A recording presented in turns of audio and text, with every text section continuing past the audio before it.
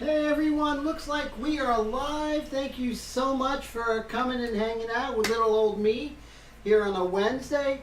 We made it to another week. Thank God for that. And I just want to say thank you for coming out and hanging out with me today. This painting is really coming along nicely, so I'm kind of happy about that. And we're going to actually start refining some of the areas that, like maybe the hands, the hair, uh, darkening the inside of her mouth, and really starting to get that feeling of moisture. So I think that's some nice carryovers from my knowledge and work in other mediums such as pour pastel, oil paints, drawing in graphite, and all that stuff. Let me turn on this light here. Quick check, how's the sound and the picture so far today? So let's see who we have here today. I always like to know where everyone is from. So we have Travis. How are you today? So great to see you. So I'm so glad you're here. I mainly spray solvents in automotive art, but I'm meaning to check out. Oh, thank you so much. It's all connected, you know. I learn a lot from you automotive guys and vice versa. Hopefully I could impart some little approaches that might help you in yours. Thank you so much for hanging out. Travis, where are you from? JC, how are you? Good to see you. And so JC, do I know you? And if I know you, where are you from? But thank you so much for hanging out. We have Mr. DreadFX Custom Paint. I really enjoy your channel. If you haven't checked out DreadFX Custom Paint on YouTube, he has some really amazing videos out there. Just great. It's an honor for you to be here, sir. And you are in the UK, right? So what an honor. Thank you for staying up this late, you know. And let's see, we have we have Patty. How are you all the way from Illinois? Great to see you. So glad you're here. Mr. Color Graphics from Jersey, just down the turnpike a little bit from me. So I'm glad to see you. Jersey in the house. And we have Oz, how are you doing? I believe you're from Texas, but I do mess up, so it takes a couple of times before I get it right. But I always want to know where everyone is from. You all are very important to me. Mr. Dwayne, all the way from... Now I know this, Dwayne, you are from Central California, dealing with all that crazy weather. I'm so glad you're here, Mr. Dwayne. And Oz is in Atlanta, that's right. ATL, right? The ATL. Big Falcons fan here, so, so I love Atlanta. You know, we have some rough years, us Falcons, right? If you notice that my website and this channel and everything is pretty much the colors of the Falcons, so that's where that comes up. Central Coast, very cool. So you get some kind of chilly winters in the Central Coast. Is that true? Dwayne? I hear it's really pretty.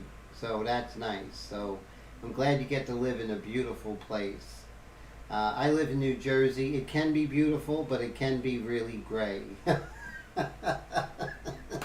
So it's kind of a mixed bag here. Mr. Willie, all the way from Massachusetts, always a pleasure. Dave the Bug Gregory, how you doing? And Mr. Gregory is from Oklahoma. That I do know. And so I'm glad to see you, Dave. How are the kids and everybody? How was the dad duty that you were doing? I was, saying that's a good guy taking care of the kids. So, Tone, how you doing? He is from New York City, but hails out of Florida at the moment, Jacksonville to be specific.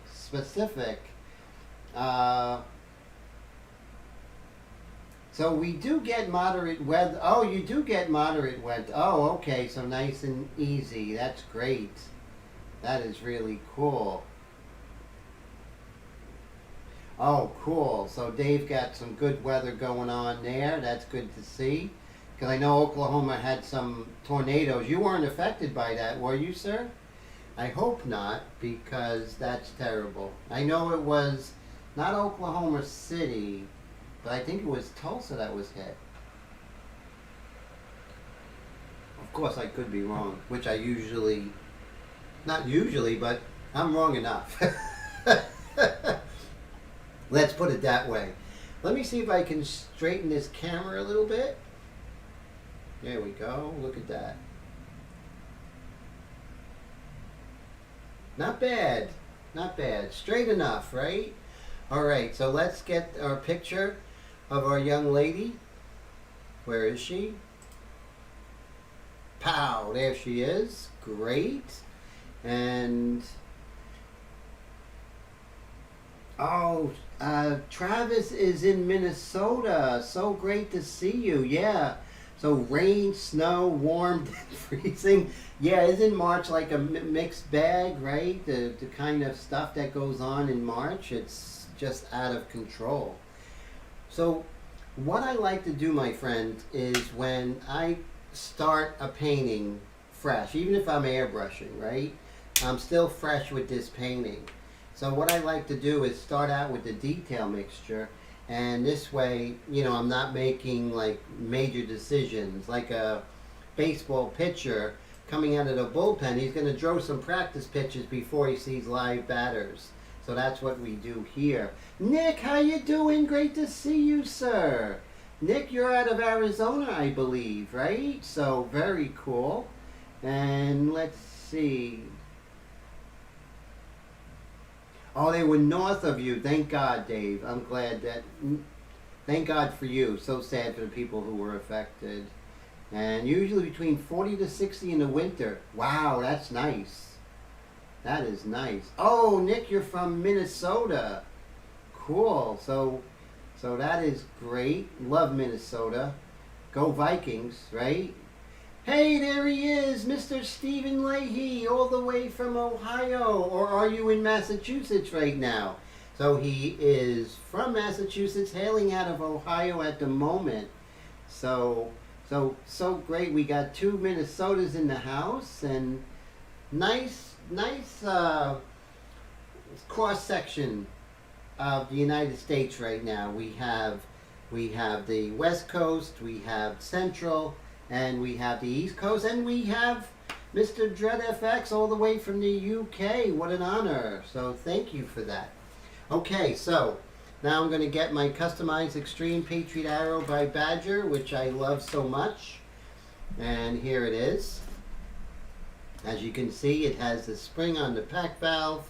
It has the extra long needle, the different trigger, and you know, amongst other and different backing, so I can get to the needle. So, you know, a lot of things kind of souping this up to be like a special detailed airbrush, which I know is as detailed as the custom micron. And the reason why I say, because it's the only airbrush I use, and you can see I don't work big, right? So I work small.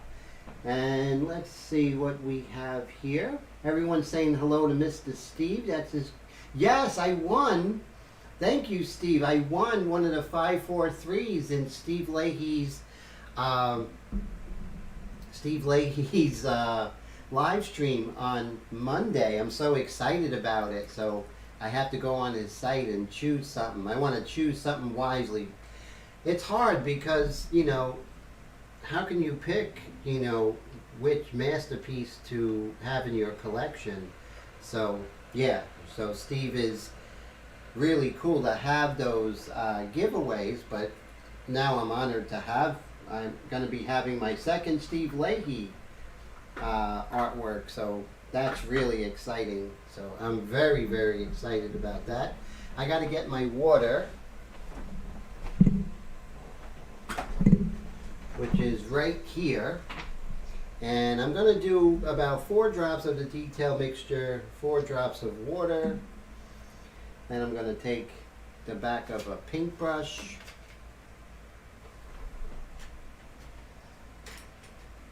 Right over here. do it far away from the airbrush. I mean, far away from the artwork. Not far away from the airbrush, that would be crazy. And okay, now before I go in with the artwork, I always do a test and just make sure that when I was cleaning it, the needle, it was put back and seated correctly, making sure I'm getting control and it's working. So now it's working, which is great. Mr. Dwayne with the Super Chat sticker. Thank you, sir. I appreciate that. That is so amazing. Thank you for the support, sir. Thank you for the friendship and hanging out and coming here with your great comments. And the live stream wouldn't be the same without you, sir. And like I said, you know, you guys helping out, it helps pay for the lights, you know, the lights. And really, more importantly, it encourages me and pushes me and, you know, makes me look forward to Wednesday even more if it was possible. But thank you for believing in the channel, Dwayne. I really appreciate your gracious generosity. So thank you, sir. So I see Mr. John Diekman in the house all the way from Wisconsin. That is amazing. So glad to hear that. And Travis just got a Harder and Steenbeck. Oh, those are fantastic. Yeah, those are great. So congratulations on your Harder and Steenbeck. German engineering, can't go wrong, right? So, so that is really great to see. And okay, and oh, look at that, Dwayne. He just got the Harder and Steenbeck 1.5 as well. Oh man, I can't wait to see what you guys do with them. And also, Mr. Air Todd's in the house all the way from San Diego, California. Always a pleasure, my friend. So glad you guys are here. This is turning out to be quite a Wednesday. Live stream central. So, oh, speaking of Wednesday, I'm going to make sure that my glasses are clean because looking awful foggy, you know. Let's see, I'm just going to clean it with my shirt here. Sometimes it works, sometimes it doesn't. Nice, okay. I may, yeah, not quite there. Let me pull this out a little further. So it looks clearer, but doesn't mean it's clear. Got a haircut today. So getting used to it, styling it. So I said get it a little short because this way it feels like I have a haircut. Plus I have a lot more time of it being controlled. So I went a little shorter than normally. Oh, Dred says do the hack to the Harder and Steenbeck. Oh, I don't have one, but that would be cool to hack one of them. But I really love, I love Badger as well, you know. Everyone knows I'm a Badger guy, that's no secret. But what I love about the Badger is the interchangeability of all the parts. Look at that. Patty says my hair looks good. Thank you. That is great. But I'd love to see if anyone would be able to do any modifications to the Harder and Steenbeck. That would be interesting what you all come out with. Okay, so here we are. Now, if you haven't used Pure Ref, please try it. You will love it. Trust me. You won't go back. You know, once you use, you're just going to love it. Trust me. You're going to be like, wow, how did I live without it? You can put different photos there, anatomical diagrams as you're doing the portrait. It's just really nice. So right now I have the detail mixture, and I was saying earlier that we're just going to move around right now and just take it easy. Jamie, BIHL, Wendy, always a pleasure. Wendy is from Dallas, Texas. How are you? So glad to see you. So wow, we got a lot of the regulars, we got new people here. This is great. I'm really thankful, and I always want to thank God in the beginning of every live stream because without Him, none of this is possible. Every breath is because of him. So I always want to give my live streams, give honor to God first. So thank you, God, for that. So now what we're going to do is we're going to, I think we're going to work on this hand here. Now this finger is a little bit darker on the contour. So I'm just going to come right over here. And remember that 1 second rule. You know what a stickler I am for the 1 second rule? So on the inside edge of this finger, I'm just darkening it as I see it in the reference photo. Because what's happening is this form is turning towards the dark, right? So the light is above and slightly to the camera right. And as it's turning away, the finger, it turns into shadow. So that's why on the edge, you're seeing a shadow on the inside edge. So when we are doing things like this, we always want to make sure that we are trying to understand what's happening, because with understanding comes better clarity, and also it really helps the narrative of the painting, right? So this is her finger. It's going back into space. It's a three-dimensional form.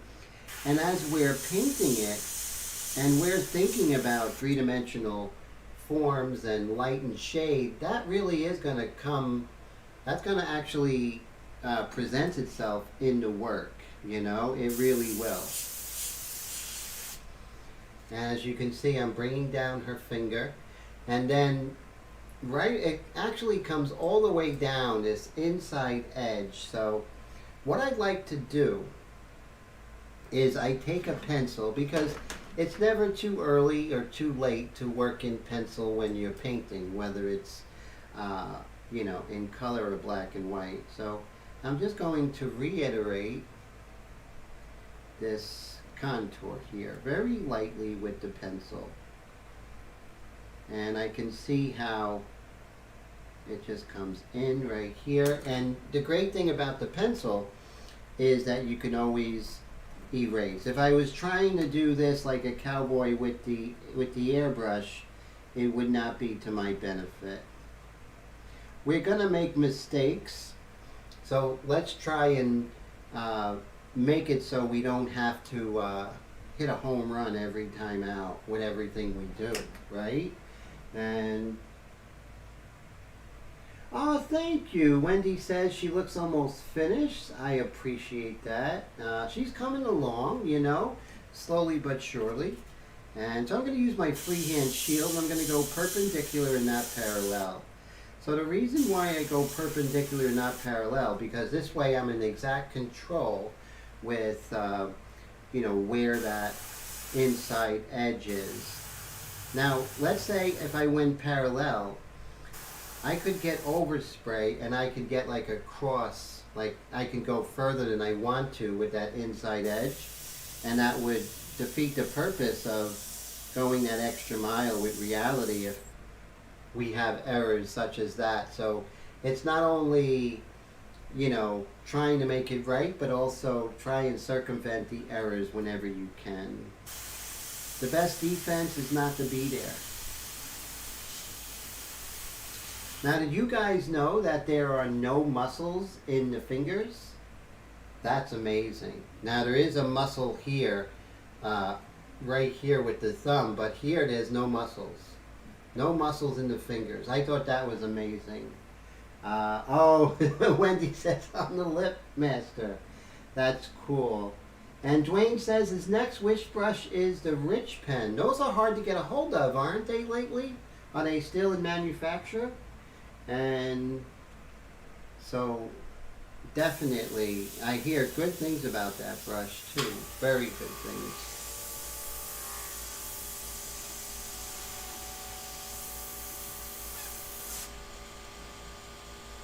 Oh, so Dread likes it. Now, Dread, what is your first name, sir?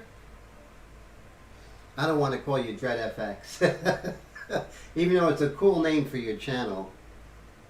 But thank you again for coming to the live stream. It's an honor, sir. Really appreciate that. Rob, okay. Great to meet you, Rob. Always a pleasure.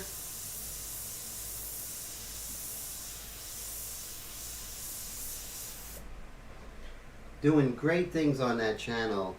If you haven't checked it out, please check it out. As well as Steve Leahy's channel on YouTube as well. Some really talented guys out there and girls.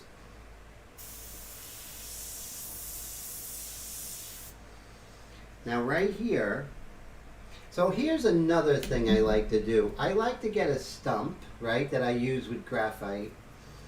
And you know, if you draw, you'll have them around. So what I can do is I could take this stump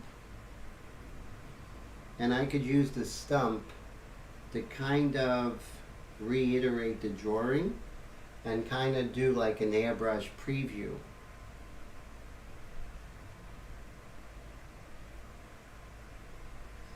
And you see that? So if I'm doing with the stump and I mess up, I could just erase that very easily. But if I'm airbrushing, could cause some problems, right? So you don't want to do that. And then this ring is a good anchor point to see if I'm going right, you know.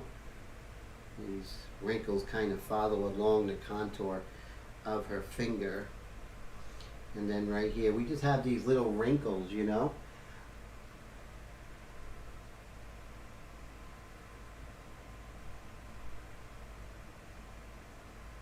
Ah, very cool, very cool.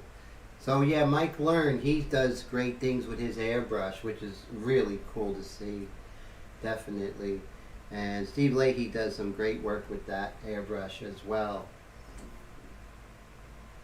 Okay, so now you see how I was able to use this stump to actually kind of preview what it would look like. So, and I also look for different landmarks to get the positioning of things. See here, I was a little overzealous with that line, so now I could come here, triangulate.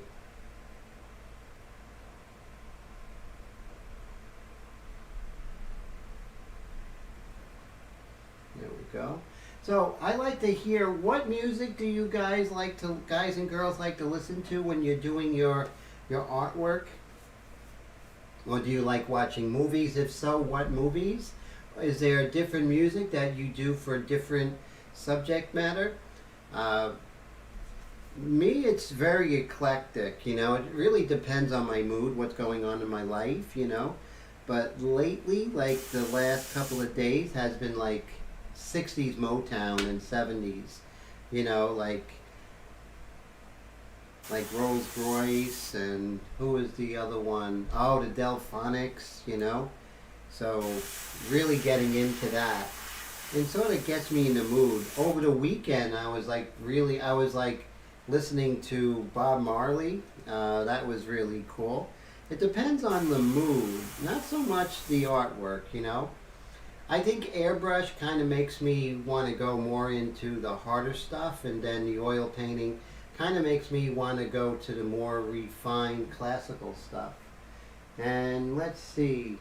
Oh, Dred says trance rock. Wow, very cool. Color Graphic says, Roy says country western. Very cool. Willie Nelson. Hey, that's who you should paint next. Willie Nelson.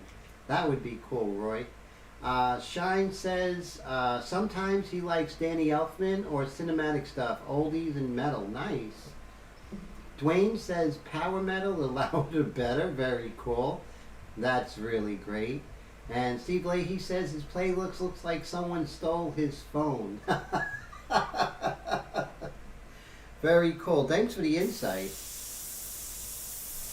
I like when I'm doing oil painting, I like Rachmaninoff or Franz Liszt, stuff like that. A little bit of Beethoven, his piano concertos or something like that. But yeah, it really, the right music, right, depending on, you know, what mood you are, can really just transform your painting session, couldn't it? Right? You feel that way?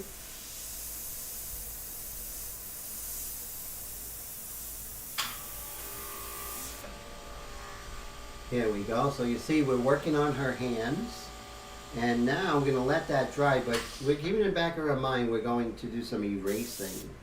But we do have some quick erasing to do right here. This is dry.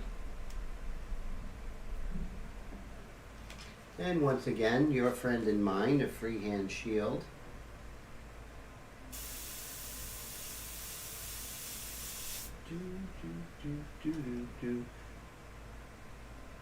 Tone says, house music.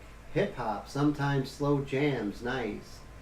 And Wendy says she can't listen to too peppy music or my stuff gets sort of to a zentangle. I hear that, yeah. Sometimes I'll watch a documentary, like listen to it. Like the other day I was watching The Social Network for like the 100th time, and that was cool. I enjoy that. If it's a movie that I like and somewhat inspires me, then that would be good as well. Also audiobooks at times, but not so much, because sometimes the audiobooks kind of distract. I'm just going to pull in a little bit of these very light cast shadows from one finger to the next. Okay, so, and right here we have the palm. Now that's too thick, so I'm going to fix that later. So the thing is, when you're working in transparent airbrush, you want to make sure that you let it dry before you're doing any erasing, right? And, oh, look at that, Kenny G, very cool. And Dwayne says he paints mostly fantasy style, so want the music to fit. Oh, very cool. Zamfer, master of the pan flute. Okay, very cool. Now, is that a mythological creature, or is that an actual artist, musician?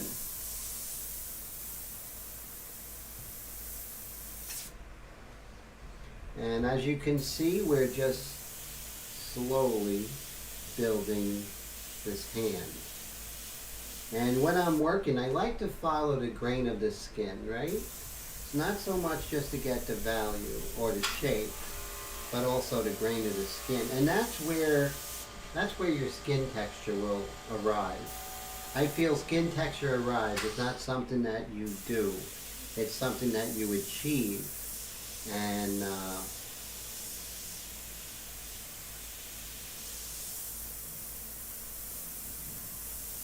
so this detail mixture really allows me to get in there and do that. Oh, Zamfir. Okay. That sounds like something you take to help you sleep.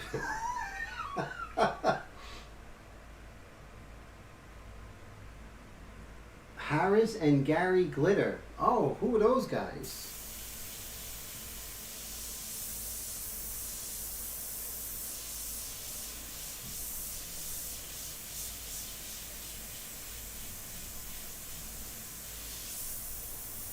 And with this airbrush I could really get the finest lines and just develop this hand very slowly. I wouldn't be able to do this if I was working, you know, if I was working with, you know, the medium mixture going too dark. This is something that has to be built up slowly.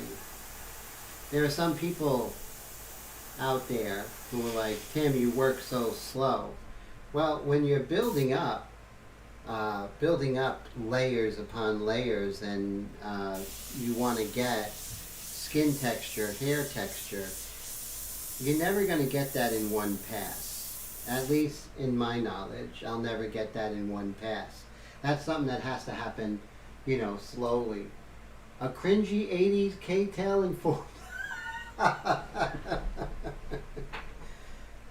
That's funny.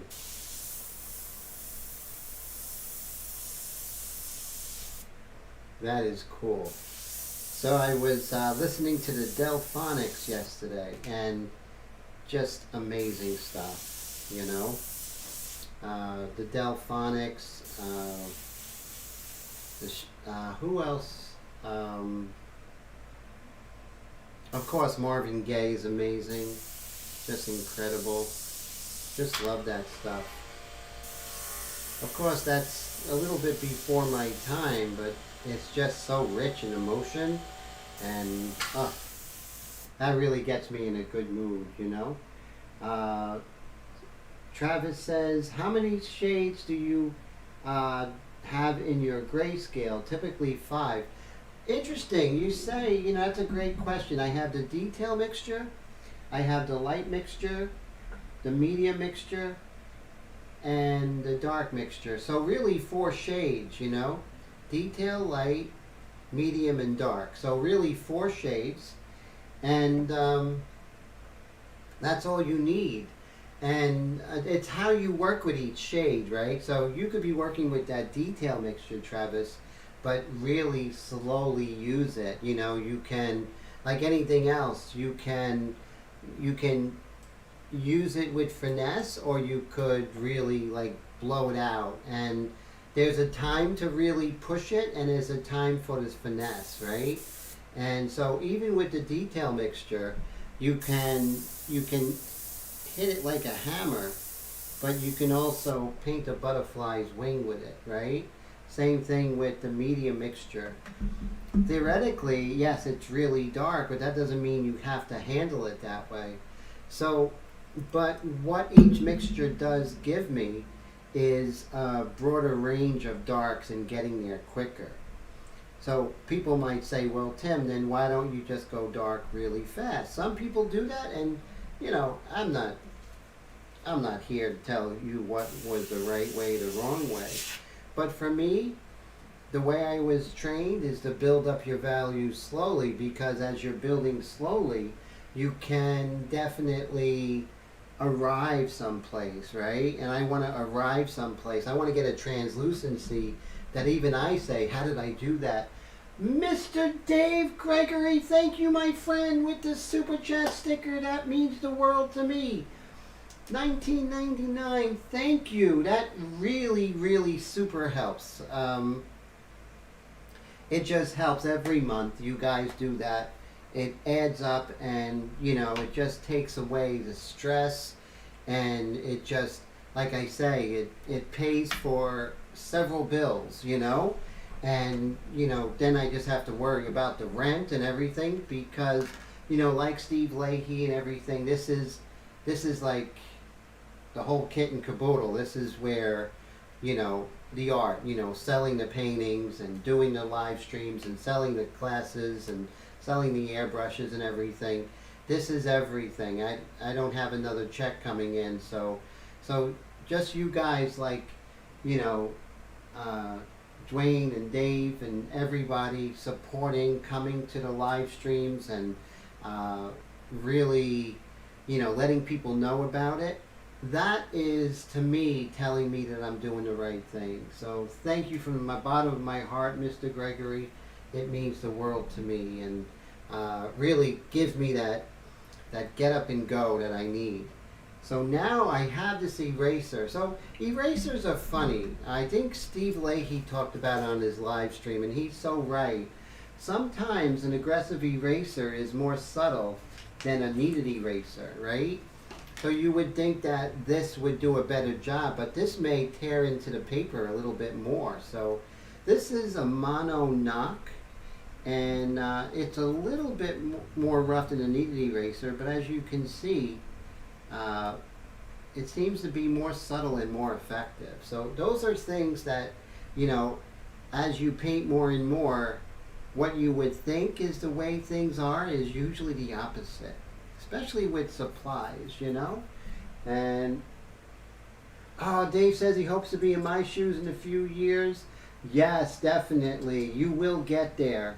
And so Dave, just keep doing what you can do when you can do it, and never be too hard on yourself. So if you ever need a pep talk, I'm always here for you, sir, as all you guys.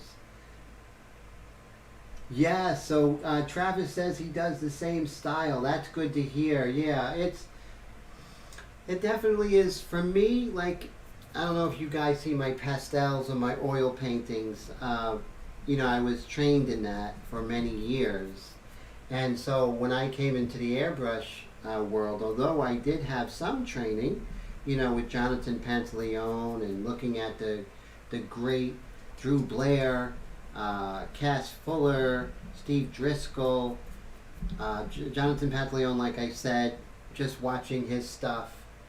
So no one's really self-taught, but I pretty much, continued with, how I was trained for many years in oil painting and pastel and drawing and watercolor, and kind of applying that slowly you'll get there kind of approach, right? You'll get there, and that's how I am now. It's like I never worry about when it's going to be done. Oh, there are times when you have, and here's a good point. So there's times when you will have a deadline. That doesn't mean that you cut corners. That means that you spend more time at the easel, right? So let's say I have a deadline and it's in 2 days, and my painting's going to take 20 hours. So for me to meet that deadline is not to get it done in like 5 hours, but to actually do 10 hours a day. So never cut down on the amount of time it takes, because it's like it has to incubate, right? Every painting has to incubate, and if it doesn't, then you're going to see the difference. I see the difference when I don't give the painting its gestation period, Yes, Dave, we are all our worst enemy, and that's true. You guys, all girls, and also feel that way. And when that happens, there was something that Andy Warhol said in the 60s, and this is really cool. So listen to this, Dave. I think this will help. He said that don't worry about whether people like your art, or whether it's good or bad. When people while they're deciding, make more art. So don't worry about whether it's good or bad, or whether you're getting where you want. While you're deciding, just continue making more art, and I'll tell you, you will get better. You'll do things, and I'm sure you already experienced this. You'll do things and say, wow, I did that? That's pretty good. Because you're just pounding it, You're pounding it, and that's important. And Tone says, I agree, the more the time, the better. Yeah, you got to put in that time, And Drew is another amazing artist, Dave says. And like you share your knowledge, he shares his knowledge, yes. And appreciate all the amazing airbrush artists that share their work. So definitely, yeah. Steve Leahy and Dwayne and, just so great. My students inspire me. I can't tell you how inspired I get from my students and how great ideas I have. And I tell my students, if you're in my class, if nothing else happens, every week you did 2 hours of work. Okay, 2 hours of work once a week is no big deal, right? But how about this? 2 hours times 52. So that's 104 hours. Divide that by 24 hours, or divide that by 8 hours. That's like amazing. So we always underestimate what we can do overestimate what we can do in a day, but underestimate what we can do in a year. So if you just stick with whatever plan, and I know life gets busy. That's a given, right? And, I was married, and I miss being married. And she needed time, and of course, and she deserved time. And so, with my stepchildren back then, and that was important. And that's rich, and, that's that's so important to put things in perspective. So maybe you can't get to the easel or do a proper painting, but you can fool around and Procreate, or you can have a little sketchbook and draw your coffee cup or something like that. Always do something, even if it's just a couple of notes. As Angela said, draw all the time, and when you can't draw, draw with your eyes. So always be thinking about your work and thinking about ideas, and you'll always go towards the right direction, right? That's the main thing. Always go in that right direction, guys, right? Yeah, you always, not so much of how good you are, Tone, but really, or how good we are, but really like where we are and where we need to improve, right? Because I know I need to improve. I'm always up for improving. I'm always looking at, my weaknesses and my strengths, right? And my whole thing is to enforce my strengths and eliminate my weaknesses. And know thyself, right? And that's important. That's a very big important thing of getting better. And Dwayne says he's never fully satisfied with his art. Why I strike to be better every time. The great 19th century English painter, the Pre-Raphaelite Dante Gabriel Rossetti, said that in others we see genius, but in our own work we see the flaws. That is so true, right? We could, I'm sure, like Michelangelo looked at the Sistine Chapel and went, ugh, but that's just the way we are, because we sense beauty, right? And we know, what is stunning and everything like that. And we're always going to miss the mark in one way or the other. But that keeps us getting up in the morning, right? Going further and further. So that's the beauty of it, is that you never really arrive. But you get closer and closer, don't you? Right? And in the process, we leave something that is something on this earth that would not have been created if not for you. Right? Not for God first, but not for you. And you left something. The one creature on this planet who creates something just for the sake of creating it. No other creature on earth does that. And that's a gift that we have, and we give that to others. And I think that's the real beauty of art, is that it's our humanity, what separates us. And then those who aren't artists love it because they see the amazing elements of someone just making something for the sake of beauty, right? So that's kind of what gets me up in the morning, amongst a few other things. But that's what gets me up in the morning, is that I am going to be creating, because the world is ugly enough, right? And in a small way, we can beautify it. In a small way, we can create some order and harmony. Just as a musician takes sound waves that usually is like, traffic and horrible noises, and they make these beautiful, harmonious melodies. And to me, as a non-musician, I am just thunderstruck, and I'm just like, this is so amazing. In a second life, I think if I was afforded 2 lives, I think I would be a musician as well, because a classical Spanish guitarist, number one, you get a lot of girls that way.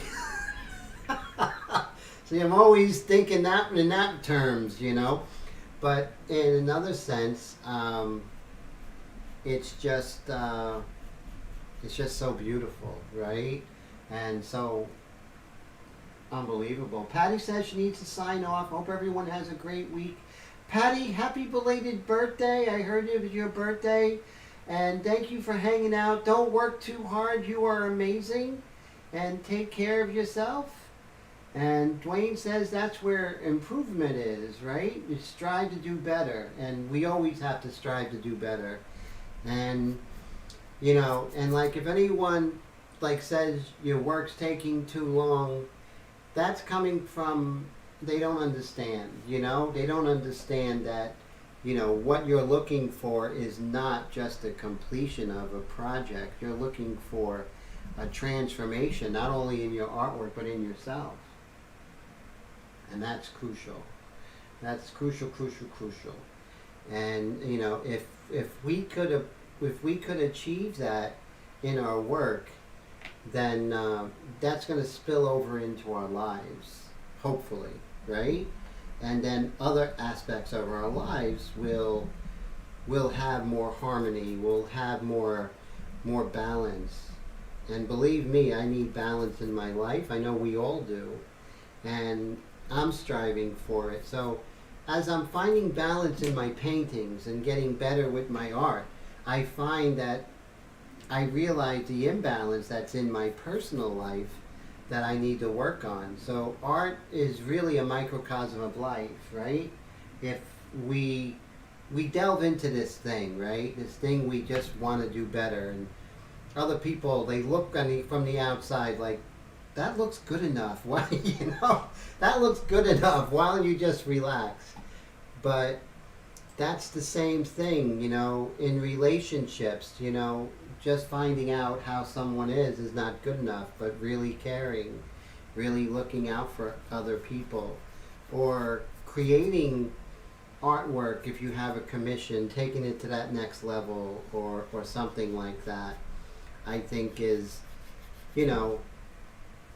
taking the little things, the details, in our relationships, I think are the same as in our painting. If we really pay attention to those details in our relationships like we do with our art, we'll create better relationships and happier spouses and happier friends and children and all that,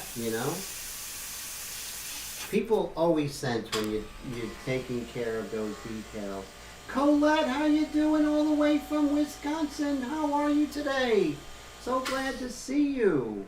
So Colette's here, and that's wonderful. So thank you so much for hanging out. I appreciate that. And as you can see, now we're going to be working on her thumb on this side. So we worked on her hand here.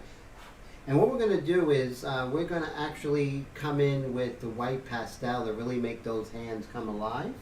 Because, we have to have balance. Her face is really alive, even though it's not as dark as I want to get yet. But now we have to balance with the hands and then the hair. So it's sort of creating that balance. When I do the detail on her eyes last week, the balance was shifted and kind of tilted towards the face, and now working on the hands kind of balances it out, but still it creates an imbalance in the hair. And then as you go, you kind of continue that. I always start working on the center line of the body. That's very important, whether it's a portrait or a nude. Always the center line first and radiate outwards. It's like in karate. If you're going to attack somebody, an opponent, you're going to attack the center line because that's where their balance is. So if I punch someone in the shoulder here, it's just going to graze. But if I punch someone in the chest, it's going to knock them back. And, kind of an aggressive, violent example, but it's true. You want to first have your balance, and the center line is where you get the balance and get that situated and then move out. You also see that in chess, those who play chess, that you need to control the center of the board. By controlling the center of the board, you'll have a balanced attack. So everything is the center. Football, the line, the center of the line. You control the center of the scrimmage line, and you control the game, and then you can attack either by air or by the running game. So yeah, I kind of like that kind of analogy of, working from the center. Wow, Mr. Travis 1999, the super chat. Thank you, sir, from the bottom of my heart. That means so much to me, Travis. All the way from Minnesota. Thank you. Thank you for hanging out and participating. It really is a wonderful addition to the live stream. I hope to see more of your amazing comments and contributions and your inspiration. Thank you so much. And like I said, these super chats really, really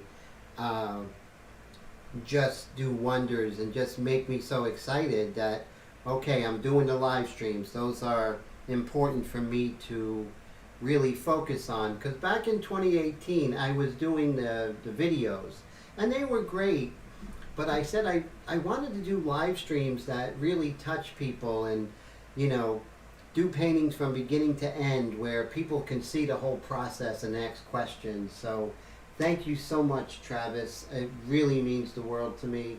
You guys are amazing. You know, it's so great. Thank you.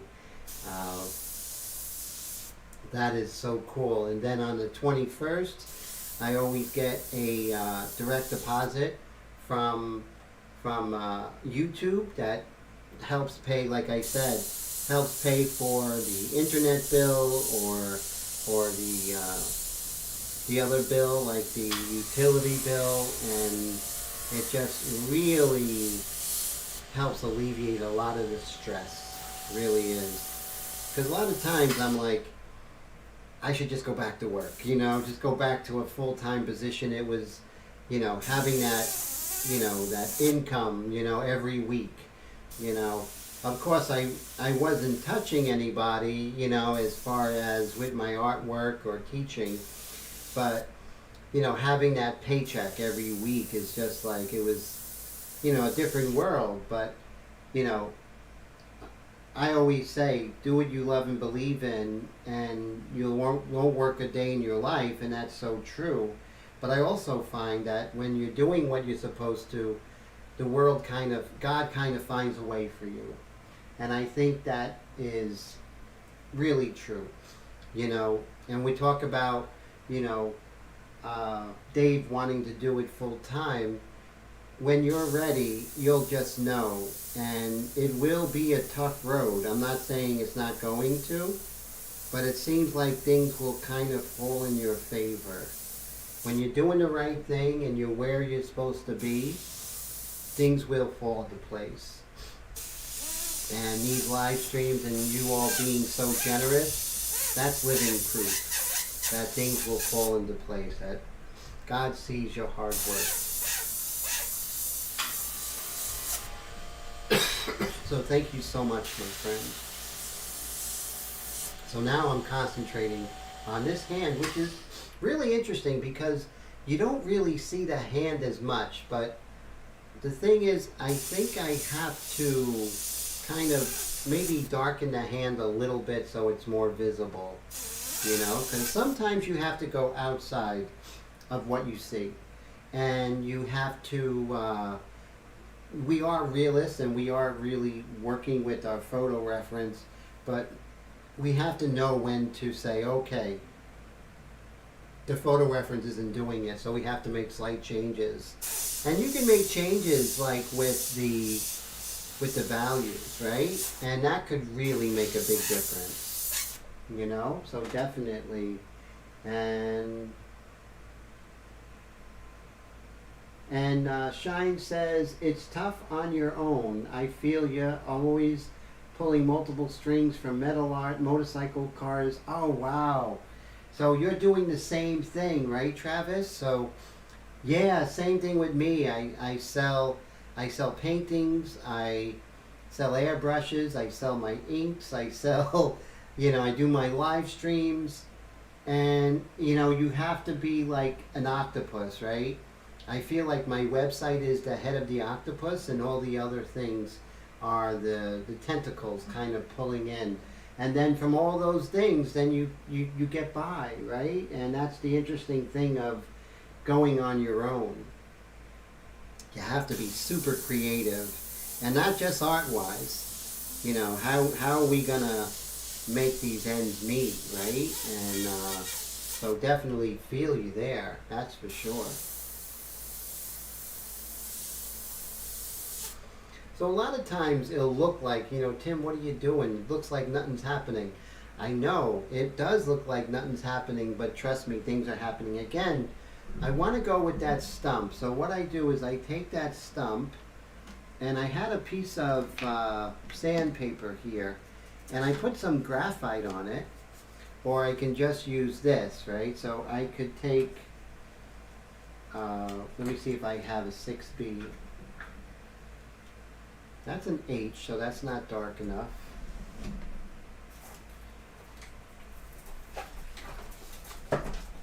I know I have a 6B in here. Here we go, my friends. This is a 6B. 6B woodless graphite are the greatest. So what I do, I usually have a piece of sandpaper. Oh, okay, here we go. So I take a piece of sandpaper, and I take my 6B and I kind of rub the graphite on it. And now I can take my stump and load that graphite on it. So let's say if I wanted to darken an area and see if it works, I could take this stump and see if it works. So let's say I did it and be like, that really stinks, Tim. I can always come and undo what I did. So it's kind of a way to see how it looks before you actually get in there. And that's great.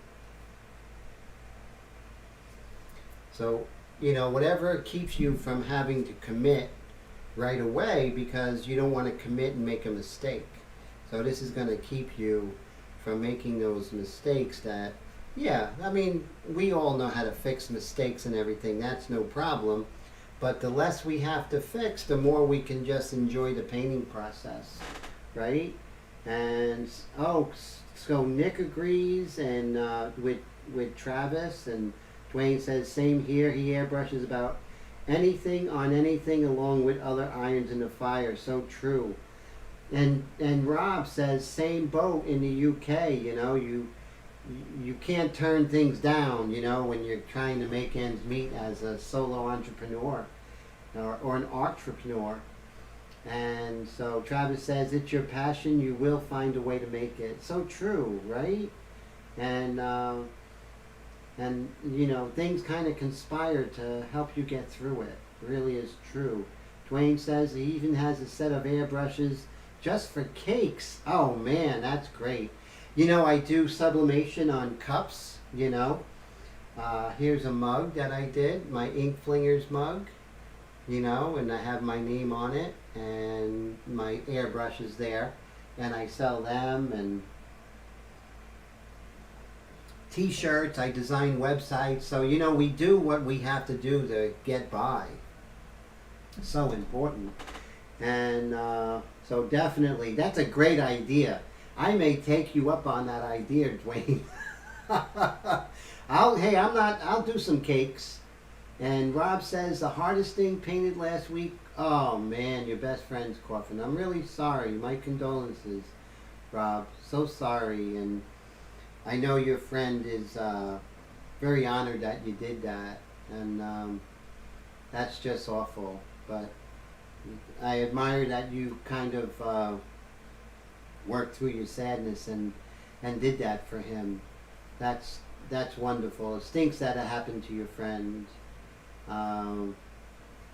Definitely.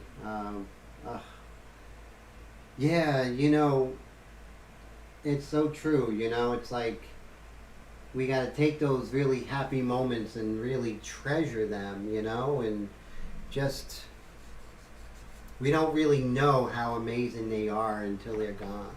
I know that sounds trite, but it's so true. It really is. It really is true.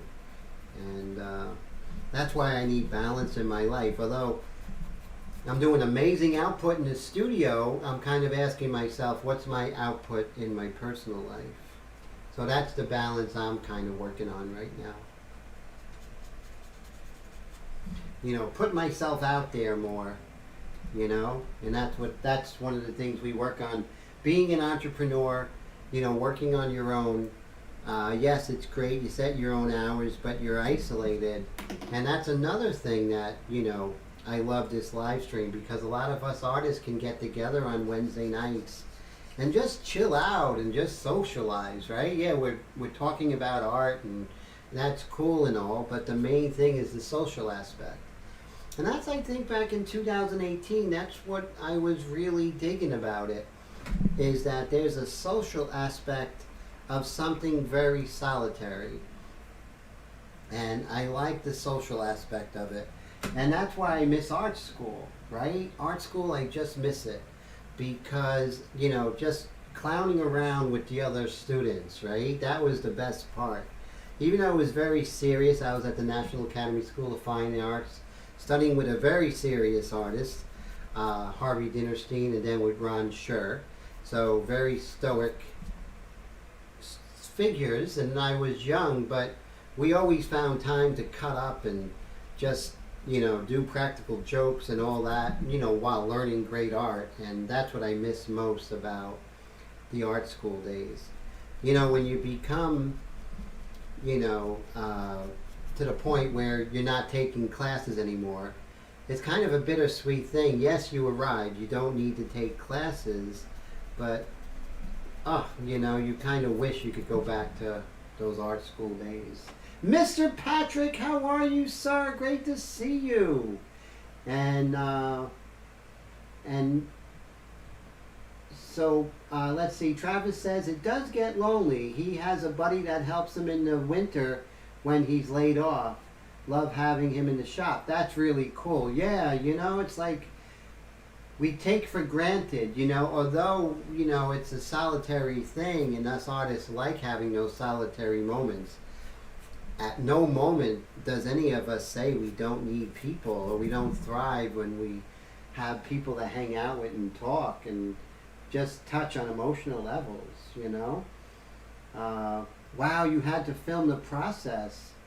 I will check it out, and that's a tough one you did, so I admire it, sir. I admire you did that. Very tough. And the video will give some closure to some people, so I love that. So definitely. So Mr. Patrick is in the house. Great to see you. So talk about the whole process, how, whether you're a painter, you always spill into other things. And one of the things, Patrick's a very talented artist, a student of mine, but he makes these custom rings that are just amazing. If you ever get a chance to message him, he's on Facebook. These things are ridiculously good. They actually glow. Yeah, they literally glow, these things. But not glow in a cheesy way, but glow in this kind of amazing.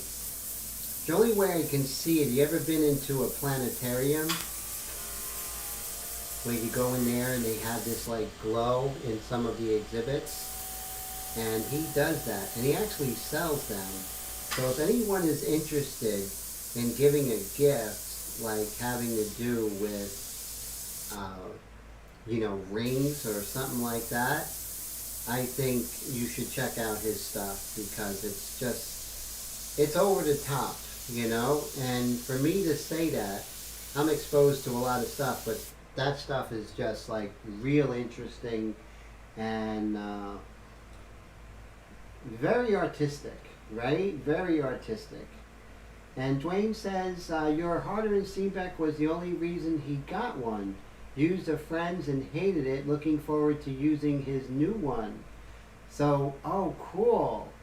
So Travis got the Harder and Steenbeck and Dwayne was inspired by Travis. Is that cool? Is that true? Or is it Rob's Harder and Steenbeck? But it's nice that we all inspire each other in more ways than we realize and influence each other's art. Right? Now I'm just gonna, you see I move around a lot, so I'm just gonna move down to her sweater. I made it too linear, so now I'm working on getting rid of some of those linear aspects. And I'm going to be doing some erasing in a little bit. There we go. So just calming that down. I'm going to come in with the paintbrush in a little bit. I'm going to come into the paintbrush with the medium mixture. That's going to give me a really nice dark. Or maybe I'll do just a straight detail at first and see how that goes. Always go light and go dark if you need to. Don't start too dark. So you see where I was like medium mixture. That's not the right thinking. So you catch yourself, right? You catch yourself kind of, you know, trying to be a cowboy. You're like, I'm going to go in with guns blazing, but that wasn't the right approach. And Dwayne says, dreads, heck, was the only reason their trigger action sucks without it. Oh, okay, so it was Rob's Harder and Steenbeck. Very cool. Oh, John Diekman, thank you, sir. I hope you have a great night. And I hope you're not working too hard over there in Wisconsin. If you are, make sure you take some time out to take it easy. Play with your airbrushes and have a good time and do some great artwork. So always a pleasure, Mr. John. Thank you so much for spending your Wednesday night with me. I don't think it a small thing. It's a huge thing. Thank you, sir. Always inspiring. So, you know, I just love seeing you guys every Wednesday night. Guys and girls, you know. So right now I have an opportunity to get a nice hard edge here. So I could take out the custom freehand shield I have, but this is quicker. So you can see I'm starting to get the shape a little stronger, and I'm going to make the hand darker than it is.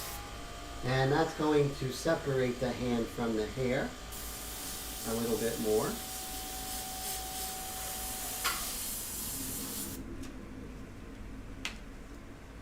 So how many out there do other mediums besides airbrush? And if you do, I want to know, what mediums are you guys doing, guys and girls doing besides airbrush? And I'd love to hear not only that, how does that medium help your airbrush or hinder your airbrushing skills? Love to hear that. I think that's a good question. For me, okay, like I said, I have this art education since I was, formal education since I was 15 years old. And so I basically studied and learned just about every medium imaginable. Watercolor, gouache, acrylic, what else?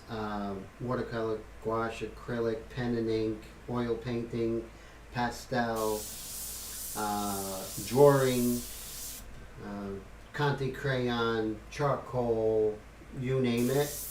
And then airbrush came much later, about 10, 12 years ago.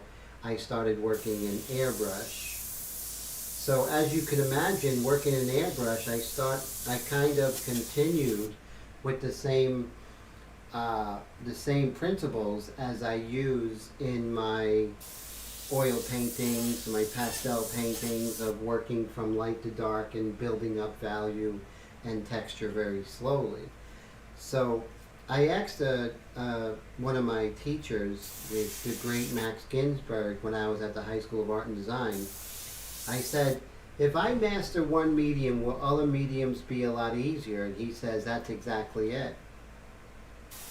So once you master airbrush, when you want to go into, let's say, you want to try oils, don't be trepidatious about it. Go right for it, because it's going to be a lot easier for you because of your mastery of the airbrush. So that's something to really think of, So definitely, I want to hear what mediums you use. And if you're just an airbrush artist, that's great, Nothing wrong with that. But I want to hear if working in different mediums, whether it's before the airbrush or after, what were the pros or the cons of it? For me, This morning I worked in oil paints, and now I'm working here. And yes, so oil paints, you're touching the surface, you know, with the paintbrushes, right? You're touching the surface with the paintbrushes, you're mixing before you go on there. It's a whole different way of looking at it in a sense, but it also helps me to work in much larger shapes. So I'm not thinking so pigeonholed all the time.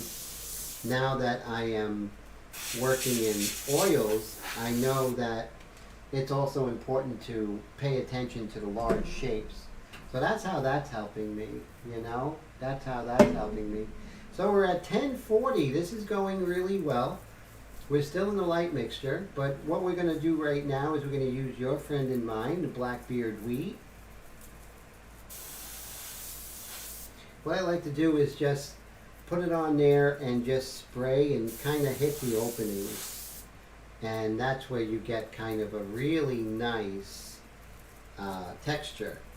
A real organic kind of the chaos of hair.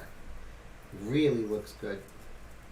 You won't be able to do this freehand. So, you know, I'm not a big shield guy, stencils guy.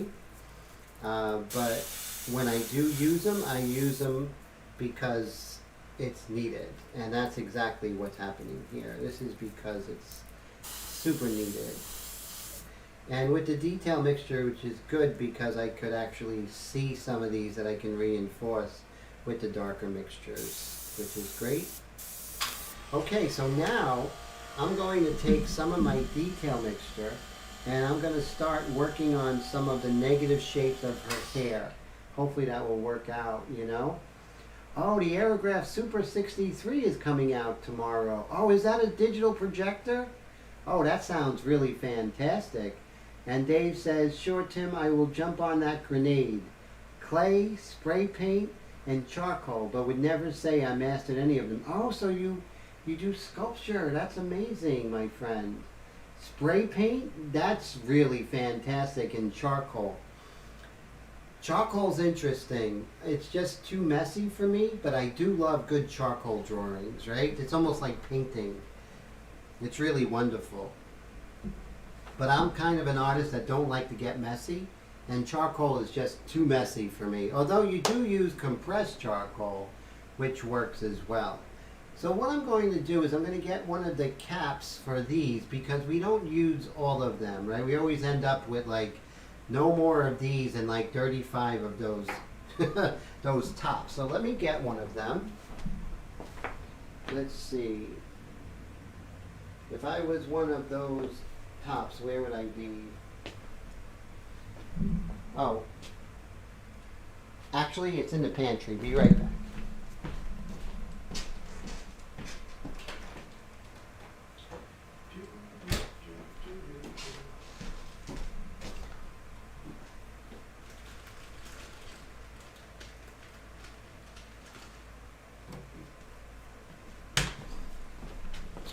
These are great, seemingly, no purpose to them if you don't need them for the cup, but they can be little palettes, right? Little areas that you can put a little bit of paint, right? Or in my case, a little bit of detail mixture. I'm just gonna put that right here. I gotta be careful because it sprays, right? I don't want to spray on my painting. That would really stink on ice, wouldn't it? Now this is the detail mixture, not watered down, so it's straight detail mixture, a little bit stronger. So now I have to find my rigger brush. The rigger brush is Winsor & Newton by Cotman, really amazing, really love it, and I really can't find it. Let's see, I will find it. Remember, it's usually under something or underneath something, right? So, did I put it away? If I put it away, I'll never find it. Let's see.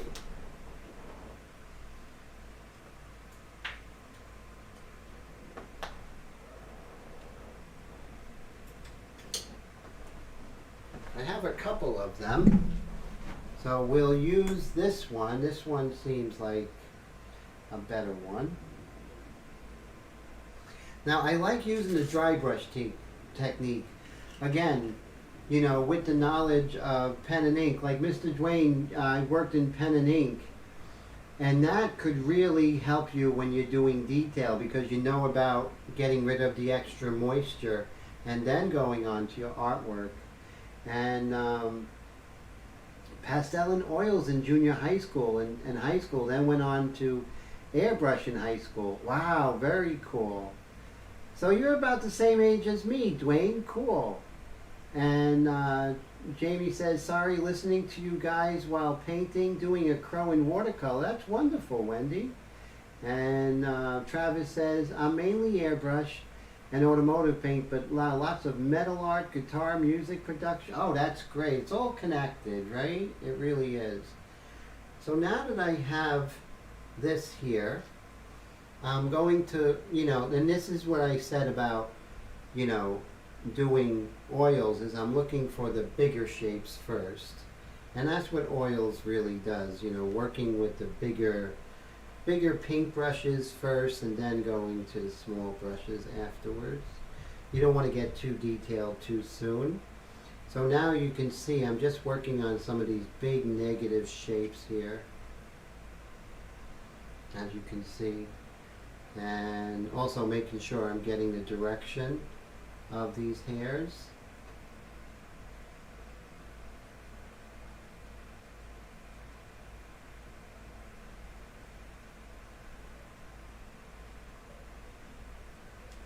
There we go.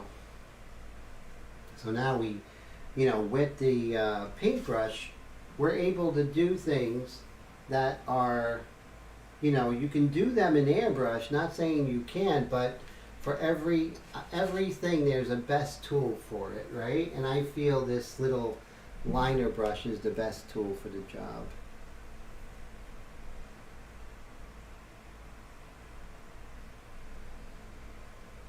And you see how it kind of works on these negative shapes here in the hair.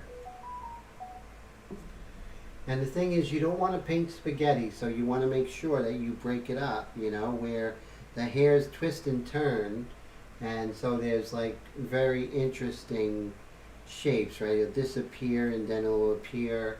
They won't be parallel. You got to make sure that you don't do parallel or equidistance, which is really crucial to make sure that doesn't happen. And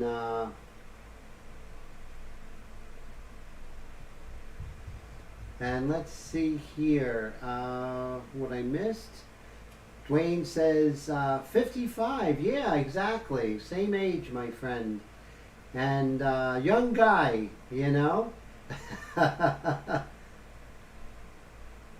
And Dwayne says, that's how I do it.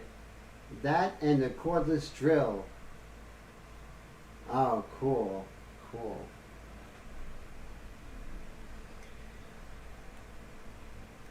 And age is just a number. I don't pay attention to the number. Today I walked 2 miles to get a haircut. In the cold. Uphill both ways. But, that's what keeps me young.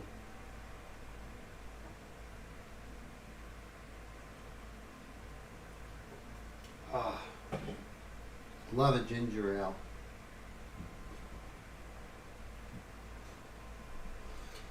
And again, just kind of looking for some of these negative shapes that are going to help to reiterate the overall effect of her hair. Kind of squinting my eyes and kind of looking like, what are some of the big shapes that are going to reinforce the smaller shapes, right?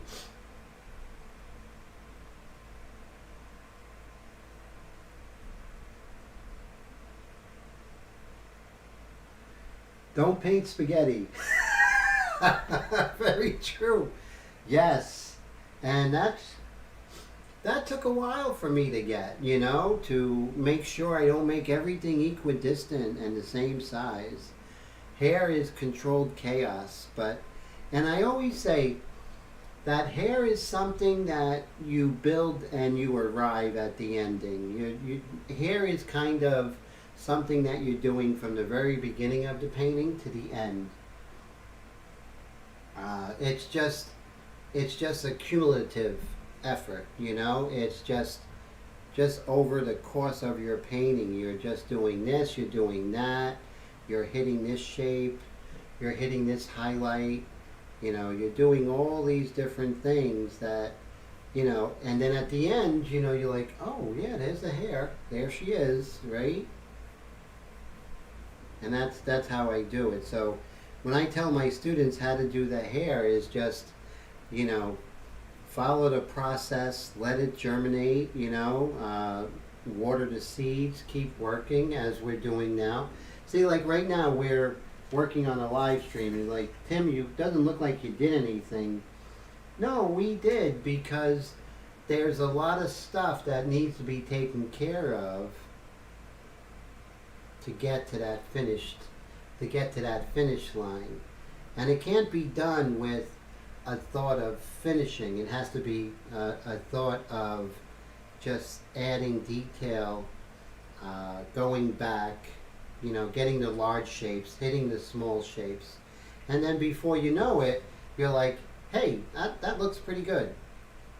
And that's what we, you know, are longing to get. Hair is too difficult to think about in one big foul swoop. You know, I can't. It's too overwhelming for me. So there's no way I'll be able to handle hair if I was just like, okay, now paint the hairs. No way. It's too complex, and I need to build that up slowly. It's like if you look at a brick wall and you're painting it, you know, if you look at that brick wall and say, okay, I have to paint every brick, you're never going to do it. It's going to be too overwhelming. But if you look at it in its large shapes, break it down into smaller shapes, before you know it, all those bricks will be done, but it won't look like all the bricks are done, you know, at the same size and the same light and dark patterns. It's changes, and you know, even bricks are going to be different sizes, even though they're pretty much the same size. They're going to be different sizes and different shapes, variations. And you won't see that if you're looking at each individual brick. You just got to look at the big picture first. There we go. Another thing, working in different media. So when I'm working in oils, I'm holding the brush differently. And then when I'm working in airbrush, you know, of course, we're holding the airbrush. So you get different cramps. You'll get an airbrush cramp, and when you know, are used to the airbrush, you don't get a cramp. And then when you start going back to the paintbrush and you haven't done paintbrush in a while, then you get those paintbrush cramps. So you really can't win, you know? And true, chaotic is natural. So true, right? So very true, guys. And so now you see, I feel like we're getting somewhere with the hair. Still lots to do, but at least we're kind of moving along. But you know, you got to squint your eyes and know that I'm going to come back in with that airbrush, right? We're going to come back in with that Blackbeard wheat, and we just got to make sure we don't do chicken scratch, right? That we have, yes, it is chaos, but there is order in there, you know? There is some order, you know, like the golden ratio, Fibonacci numbers and all that stuff. It really is amazing once we really study that stuff. So now we can afford to spend some time on her hair here. Just reiterate her hair. Again, it's like finding that balance, you know. Before last week we did all the balance in her face. Now we're working on the balance in her hair. And if I was, you know, rushing to the finish line, I don't think it would be in my best interest, or the best interest in the artwork as a whole. And as you can see, while I have my paintbrush, I can come in here and kind of maybe even work on pulling her hand a little more definition, right? And that's the great thing about working slow. you kind of experience your painting, you know, and you find things out. Mr. Brad, how are you? Great to see you, sir. How's everything? Brad, all the way from Manitoba, Canada. So that's a pleasure. So I'm so glad you're here, sir. Very cool. And now that I have this paintbrush, I could really get in there and do the darks in the corner of her mouth.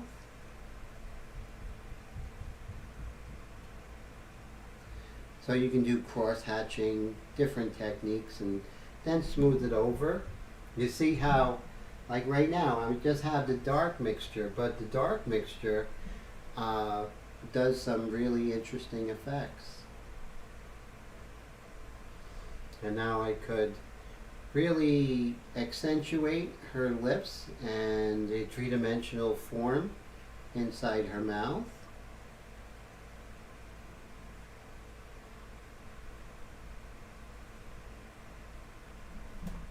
And you see how just doing that little bit, you know, of making that edge a little bit harder, not necessarily darker, just harder edge, and creating just a little more contrast. Now that tongue of hers is starting to come forward.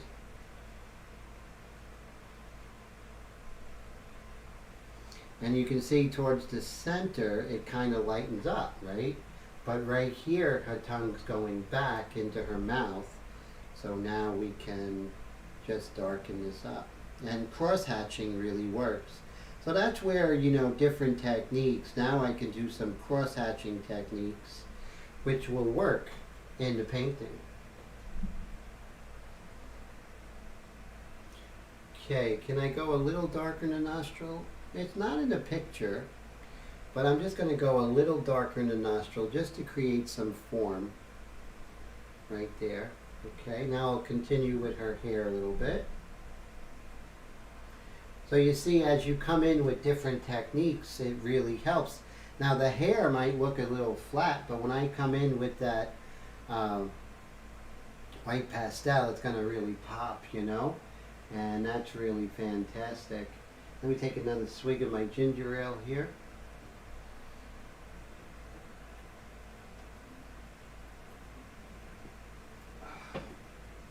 That's really good. And okay, so I'm gonna move my reference so you can see just kind of touching on her mouth there really kind of adds a little bit. And there's these weird shapes in the hair, you know, they're kind of almost parallel to one another, kind of really unique shapes that you get in the hair that you don't see anywhere else on the human body. And I mean the hair on the head, of course.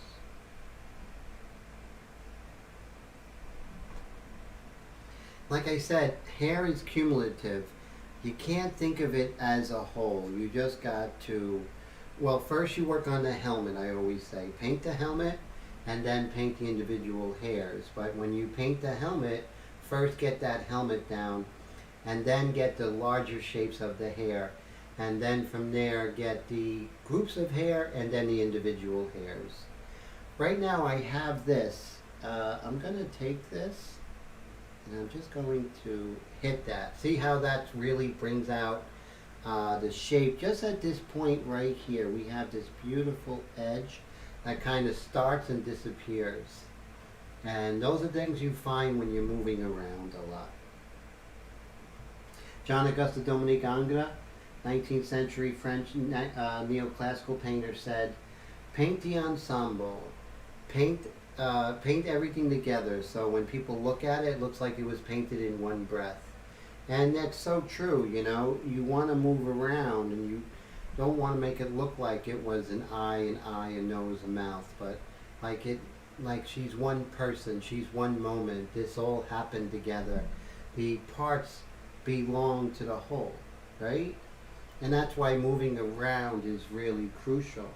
And let's see, Dave says, pumpkin time here. Thanks, Tim. Good night. Thank you, Dave. Always thank you so much for the super chat and for the encouragement and the great participation and the great friendship that you give me and everyone else here. I hope you have a great night, and I look forward to seeing you next week, sir. So thank you for that. And Travis says, do you ever work the opposite way, white on black surface? I used to prefer that. Yeah, so that's interesting. I did a nude using much darker paper, and it's not so much white on black, but using this gunmetal paper, it really changes the way you think. And it's true, it's nice to do that, is to work from the light. Oh, and Mr. Rob says, gotta get some sleep. Thank you, Tim, for sharing your talent, much appreciated. Oh man, Rob, thank you so much. Everyone check out Rob's channel, it's really great. And thank you so much for your time and sharing your knowledge and yourself with us. So take care of yourself, Mr. Rob, and I hope you have a great night. So what a pleasure. DreadFX, the channel, to see Rob. That was such a great pleasure to see him. So thank you, sir. So that is great. I really love the airbrush community. Just, you know, so many great people, talented, really nice people. And as far as me being in the other part of the art world, we are a definitely different group of people, right? There's a different vibe to us, which I really love, you know? A little more non-conformist, which I like, and that kind of pisses me off in the regular art world where they're kind of so straight-laced and kind of foofy in a sense. Not all of them, but some of them. And that kind of, but the airbrush world is the opposite of that. Everyone's so laid back and cool. So glad to be a part of it. I'm so glad that I decided in 2009 to really get into the airbrush, right? I mean, that was such an important moment in my career as an artist and a person. Right here we have some really light hairs here. Just a little bit here and there. As you can see, as we are working on the hair, the hands start to appear a little bit better. And just making that happen. Look at that, we're at the 11 o'clock point. So that is so cool. I'm so glad. Thank you so much, those who are, you know, sticking it out with me. I appreciate it as we go further in this painting of this beautiful young lady here. Let's get a little bit more. So what I always do is I take some of the ink and I just get rid of the excess moisture. That's called dry brush, because if you just dip the brush in the ink or the paint and then applied it, you're not in control of what you're getting, right? And, oh, Wendy asked if I get snow. No, we got flurries. I'm so upset. No snow for me. And upstate New York got a lot. Dwayne says the nonconformist part of what drew him to airbrushing didn't have to follow the set norms of art. So true. So very true. You don't have to, right? And yeah, I know, Wendy, it was such a bummer. But, you know, it's a good thing for the animals, because if it snows, they can't get to the food, right? So I'm glad that in that aspect. It's just me being selfish, Wendy. But thank you. And yeah, it's that nonconformist kind of, you know, we're going to do it our way kind of feel to it, which I like. And I get to meet some really great people, like at Badger, you know. I've been with Badger for about 3 years now. And I'll tell you, just a great group of people, great company to work with. And I really, really appreciate, you know, the way that they're working and, you know, what they bring to the table, which is really quality airbrushing that you can also, which I really enjoy, that you can mix and match the parts, the triggers, The nozzles, a lot of them are interchangeable, which is really fantastic. Maybe not birds. That's true. They can't get to their seeds, right, Wendy? And oh, so Travis says he loves the story Steve Gibson fooling people at the art gallery with the airbrush. They all thought it was an oil painting. He is amazing, yes. And that's another thing. So he has knowledge of oil painting and oil painting techniques. One of the things that he uses is something called the Riley method, which was a turn of the 20th century artist and teacher called Frank Riley. And, mid 19th century, mid 20th century. And so he used this thing called the Riley method, which was using grays that correspond with the values on your palette, your reds, your yellows, your ochres, and everything like that, and your blues, and creating that kind of very interesting controlled palette, and that's what he works from. So he would have to have worked extensively in oil painting to actually bring that to fruition. So yeah, very genius guy, very smart in the way that he does that, definitely. Oh, little tiny ones got next to the house seeds. Not sure about the bigger ones. And yeah, so definitely if you oil paint, it will help your airbrushing. But a lot of times, when I'm not airbrushing and if I'm just oil painting or pastel painting, I'm feeling guilty that I'm not airbrushing. If I'm airbrushing too much and not doing pastels, I feel guilty. So it's hard, it's learning two different languages is difficult because a lot of times I want to speak Spanish, or maybe Spanish is the only word that I want to express myself, but I'm speaking English and vice versa. Same thing with oil paints and airbrush, is that there are certain things I would love to express in an airbrush painting that I do in oils, but I can't. So you kind of have that kind of tug of war sometimes, the grisaille, yeah, the grisaille. I like the way you wrote that.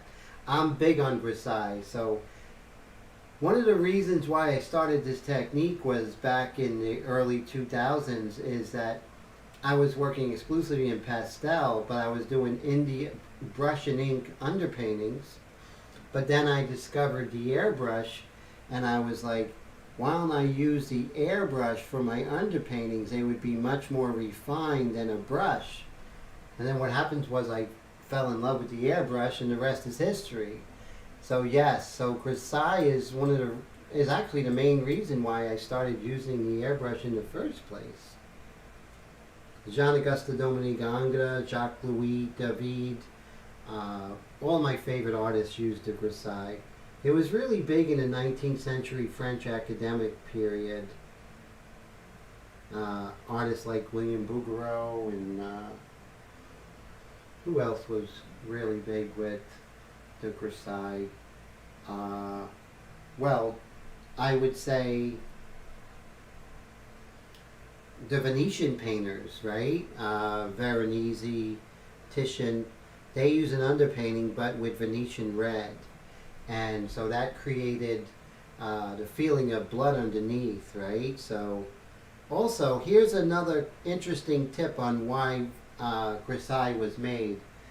So colors like blues and greens and purple were extremely expensive. Purple was made from the guts of a specific beetle in the Mediterranean. Blue was made with lapis lazuli, which was a precious stone. So they would do these kind of earth tone underpaintings and then glaze over the very expensive colors only a little bit, so because they were so expensive. So that's pretty much why those, but then it turned out to be an amazing technique, right? It turned out to be a better mousetrap. So one of the main reasons I like doing grisaille is that first I take the complexity of a painting and break it down into separate parts. So I broke down the drawing layer first, then with the grisaille, the values, and then at the end their color. So you pretty much arrive and you don't have to do everything perfect all at once. Let's see what I missed here. Travis says, oh, McDonald's for them. Little ones, little tiny birds got next to the house seeds, not sure if bigger ones. Oh, and Travis says, oh, he's talking about the grisaille. So very cool conversation going on there. Okay, so now I'm really happy. Let's work on that ring on this hand. It's kind of hardly visible, but it's still an element. And we'll come over here. So here we could kind of hit the dark of that. Let's zoom in.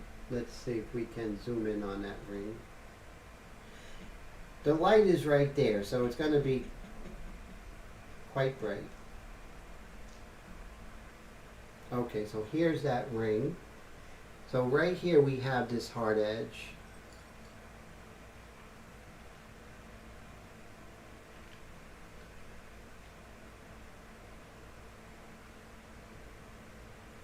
So we're going to have one more week of this, but that's okay because when it's over, you guys are going to see, like, you know, exactly what it takes from beginning to end, and how I don't rush ending it, right? Think about it. Once you sign that painting, it's over, right? You're not going to do anything to it, so anything you have to say, you have to make sure we say it at the easel. So take your time. Once you sign it, it's literally forever. Speak now or forever hold your peace, sort of thing. So I'm okay with taking my time. We come in with the white pastel and some little darks on there, that's going to pop. So I like popping. It's like you set up these values, right? You have to set up those values.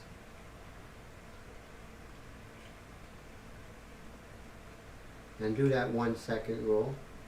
Keep that attention going.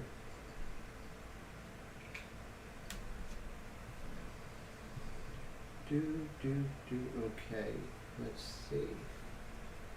I did a bad thing. So you see how I had my blotter on the left side, so I was coming over with my brush over the artwork, but you should have it on the same side so you're not you know, traversing over your artwork. Very important.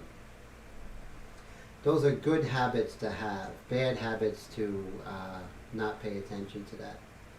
Because not today, maybe not tomorrow, but we will pay the price of doing stuff like that.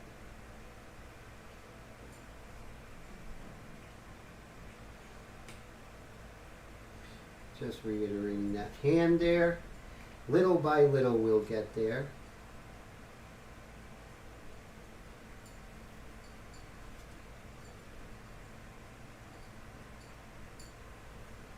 There we go. Okay, so now we can zoom out.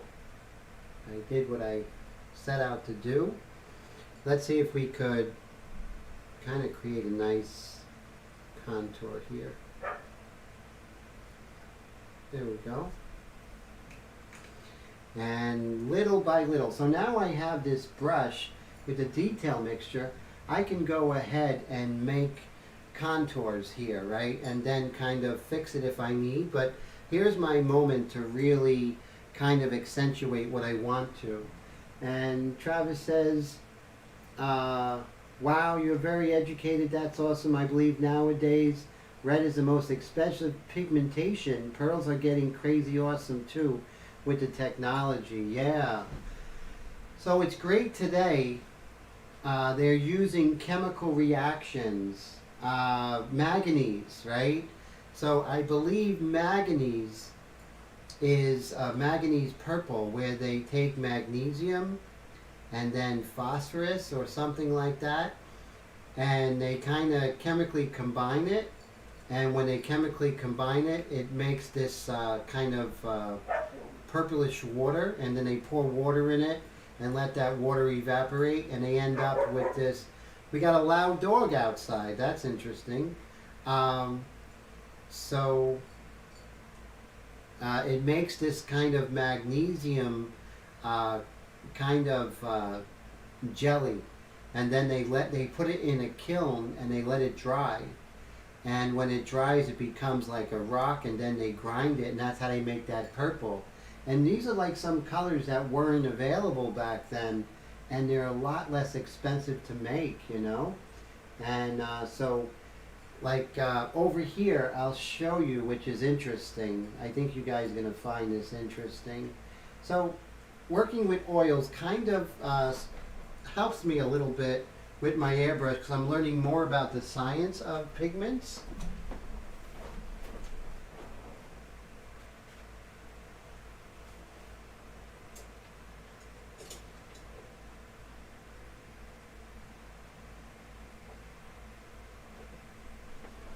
So here are two colors that are very close to one another in oils.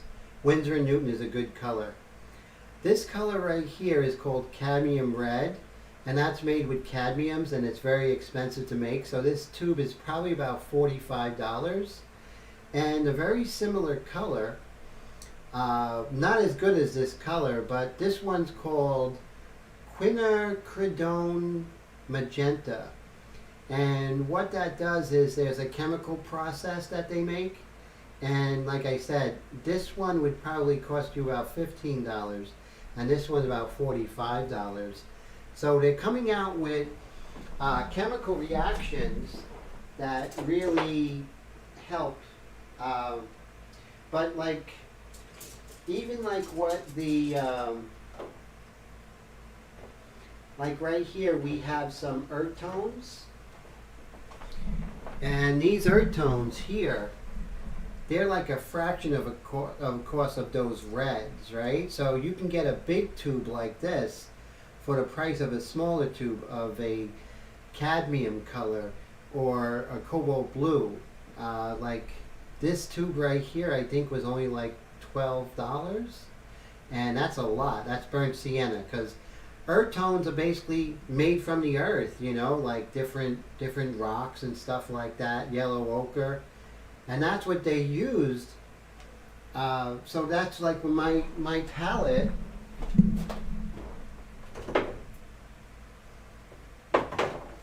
My palette that I use from my teachers is mostly earth tones, which goes from generation to generation, that most of your values are earth tones. So that's pretty cool. Oh, have a great night, Mr. Air Todd. Always a pleasure. So that's so cool. And, oh, so Wendy has some Geneva oils. That's interesting. Those are very interesting colors.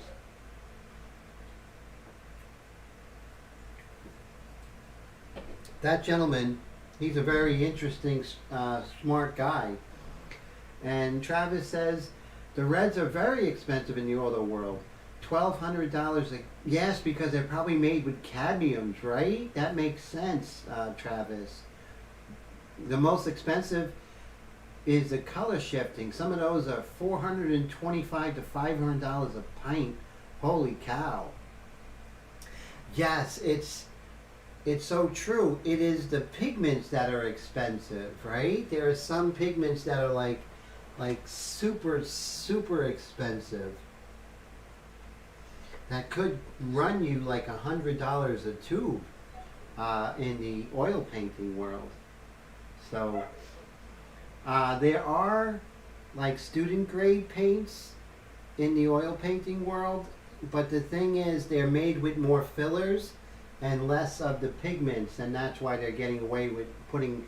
But yeah, you want to, and I'm sure those colors, if you try and, you know, dilute them, they probably spread a lot further than, let's say, a cheaper brand or a cheaper color, right, sir?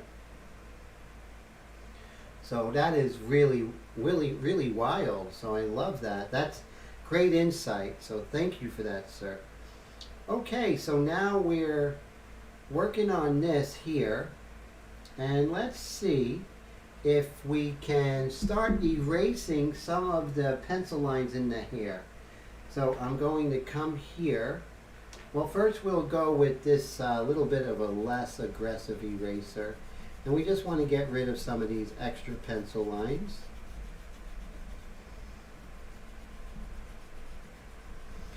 Because now we're going to actually start coming in with the white pastel.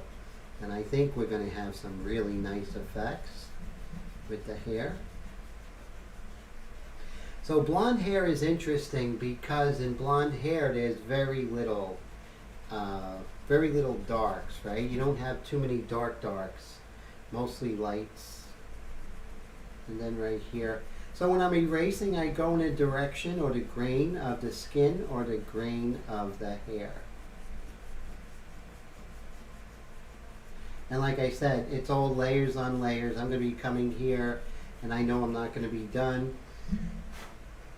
So now it's time to, this is kind of like plowing the field, because we can't really come in with the white pastel if there's some graphite on there, because the graphite is really going to make it messy. And now we have our aggressive eraser. Now we can kind of plow the field some more. Hey, Mr. Dwayne is back. So glad you're here.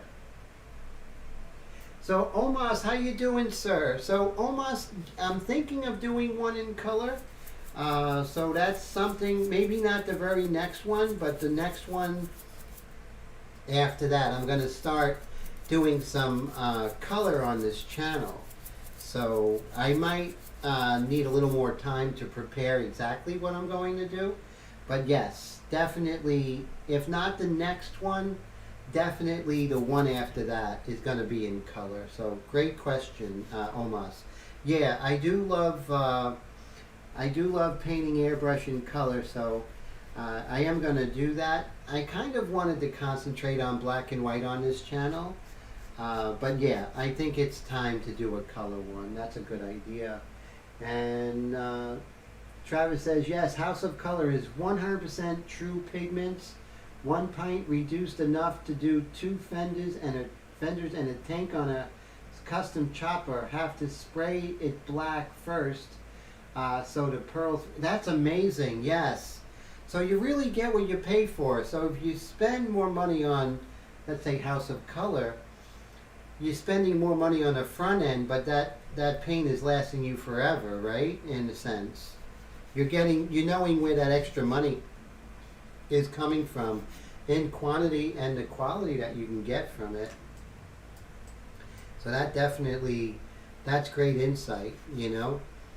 Yeah, so when I first got back into oil painting, I think in January, I was looking at getting less expensive oil painting brand, but then I realized that that's not going to be a good route to go, because in the long run I won't be able to mix a lot of white with it because it'll fall into pink right away. But if I use a cadmium, that cadmium I'll get a much better range of pinks, or using cobalt blue instead of a synthetic, or one of the colors that have less pigment in it, I won't be able to get the values I need.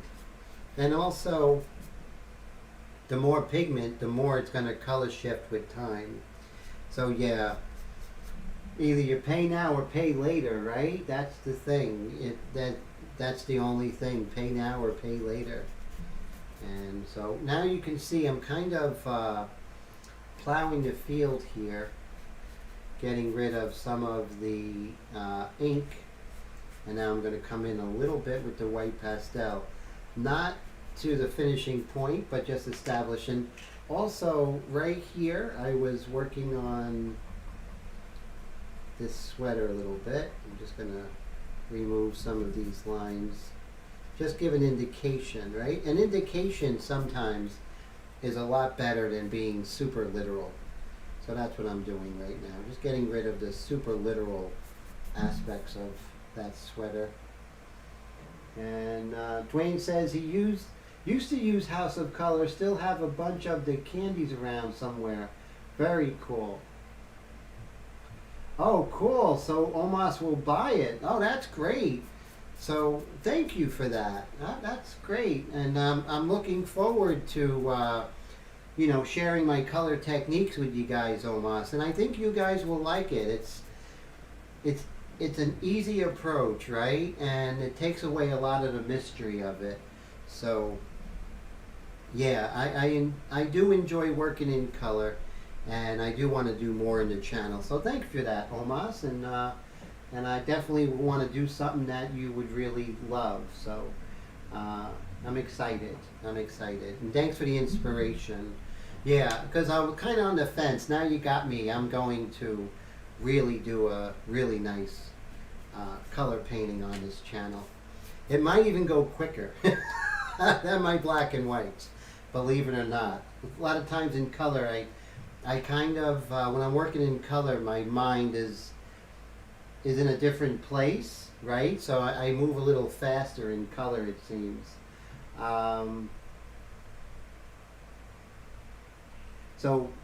Travis says he loves using House of Color. You can mix anything you want. Wow, that is nice. And Dwayne says love it for that and how smooth it sprays. Now, House of Color, forgive me my ignorance. Are these urethanes? Because I did use urethanes when I was in the class with Jonathan Pantaleone. And he uses urethanes like you wouldn't believe. That guy is amazing, as you all are amazing. So, so we have a few moments to come in. So I have this white pastel. Sometimes I'll go ahead and use the stump, but for the hair, I might just do this. And you see I can, so I want to work on the big shapes first. So you see I can kind of come in here, and I do have a stump where I could smooth it out. Now, never use a stump, everybody, that you used on graphite, because graphite and white pastel, it just doesn't look good. It's going to be a lot of headache for you. So always make sure you have a stump that's never been used with graphite like this, and then I could just very lightly smooth that out. And I think we'll see the white a lot better on this side. So let's see if we could work that out here. Just do the large shapes first.